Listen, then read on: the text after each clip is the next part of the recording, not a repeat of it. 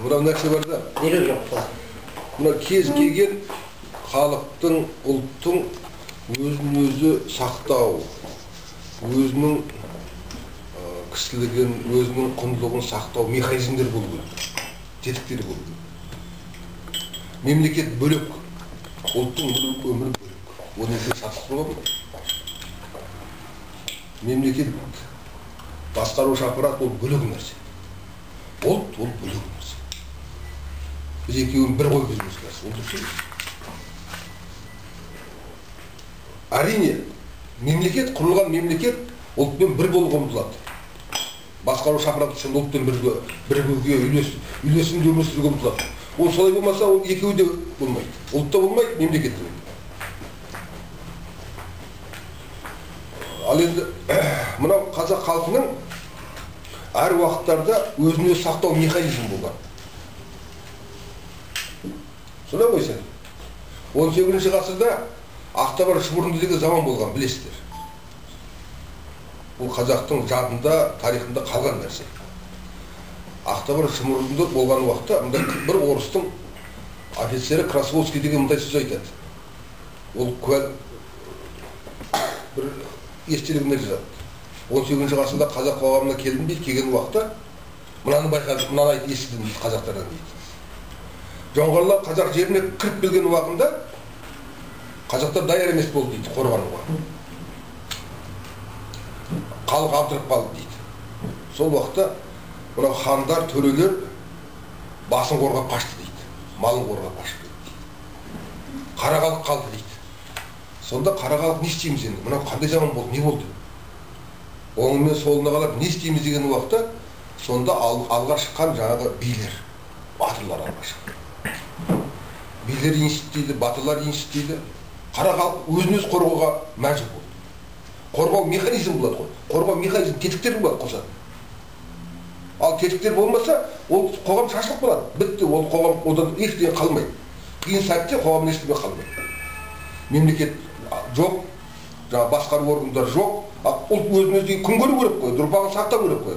Сондықтан жаңағы өзін-өзі қорғау механизмдері, қалыптасқан, ғасырлар бойы қалыптасқан тетіктер бар. Солар жұмыс істей бастайды.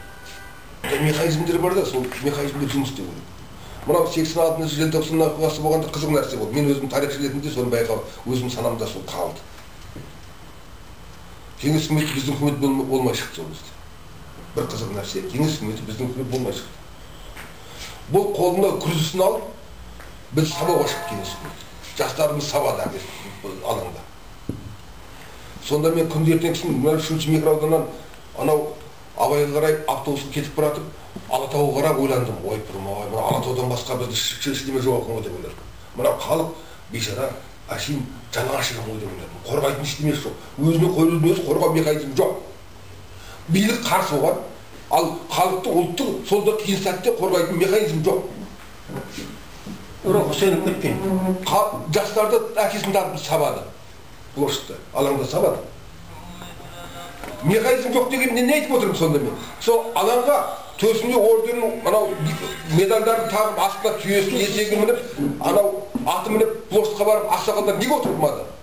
Неге отырмады менің бидонда? Мен басымды алып менің баламды сабыма деп. Неге отырмады? Отыруға тиіс еді. Қазақта бар салт қой. Бар салт. Ал ол салт жұмыс істемей қалды ғой. Неге істемеді? Өйткені ол салтты құртқан болады кеңес үкіметі. Ақырындап шайып, таптап құртқан болады. Ақсақалдық жоқ. Ақсақалдық жоқ. Ұрпағын қорғайтын ақсақалдық дәстүр, ақсақалдық институт істемей қалды, жұмыс істемей қалды. Ол не сработал, механизм? Жұмыс істемеді. Ал енді ақсақалдар деген ағаларымыз, апаларымыз газетпен радио сөйледі, мынау үшін нашақорларды тиіңдер деп, нашақорларды соғыңдар деп. Солай ма? Міне, қандай механизм, ұлтқа қарсы механизм іске қосылды. Ұлттың мүддесіне, ұлттың болмысына қарсы механизмді жұмысқа қосылды, іске қосылды. Ал осыған байланысты біз үкіметпен өмір сүреміз, үкімет мемлекетпен бірге өмір сүреміз. Егер біз мемлекетті үкіметті қолдамасақ, тағы далада қаламыз.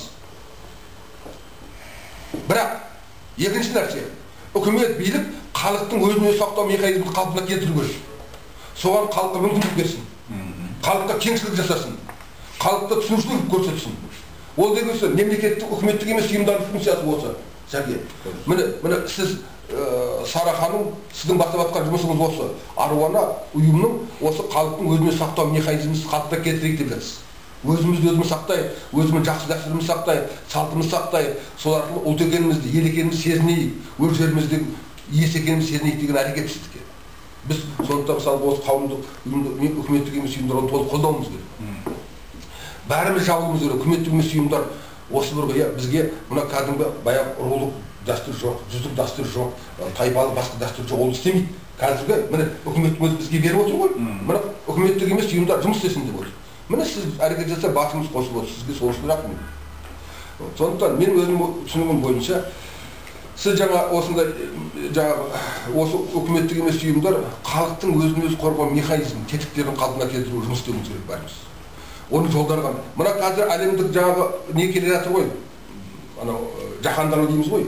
Жаһандану келе жатыр. Телевидение бізге бағынбайды телевидение. Газет, журнал бізге бағынбайды. Кетті. Солай емес пе? Балаларымыз соның жетегінде кетті. Телевидение басқа қазір соның жетегінде кетіп жатыр. Ал осындай жағдайда ол қайтсе өзін сақтайды, қайда ұрпағын сақтайды. Ұрпағын бірден сақтаудың жолы осы нанымды, иманымды, сенімді, әдемі дәстүрлерді қалпына келтіру. Жақсы дәстүрлерді. Осы жақсы дәстүрлерді қалпына келтіру. Жаһандануға соған қарсы қоюымыз керек. Жаһандануға қарсы тұратын бір-ақ нәрсе бар.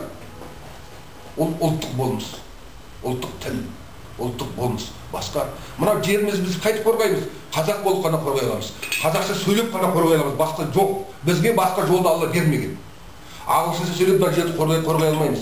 Орысша сөйлеп мына жерді қорғай алмаймыз. Егер орысша сөйлеп қорғайтын болсақ, онда біз қазір мықты болып едік қой. Бір басымызда кестік қой.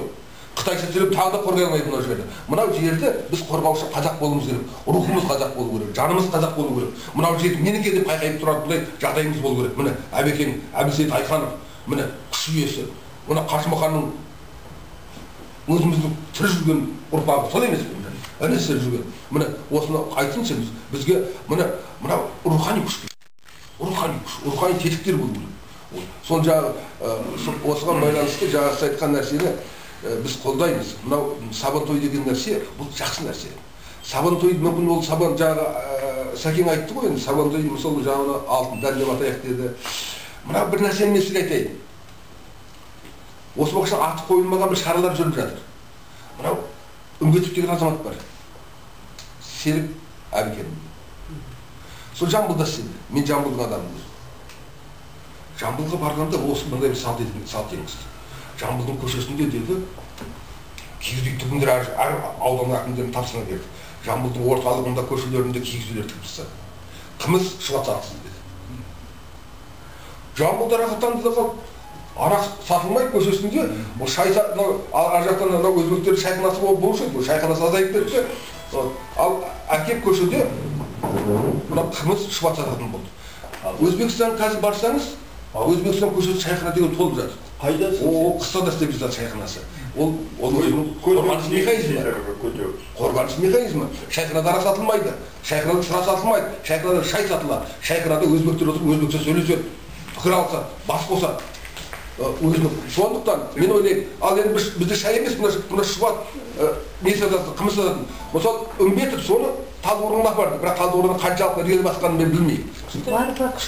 Ал енді мысалға Жамбылда елдің бәрі жігіттер осы уақытша айтады. Үмбетовтің кезінде дейді, Жамбылдың көшелерінде бәрі киіз үй тігіліп, мынау шұбат сатылатын. Көшесінде қымыз сатылатын дейді.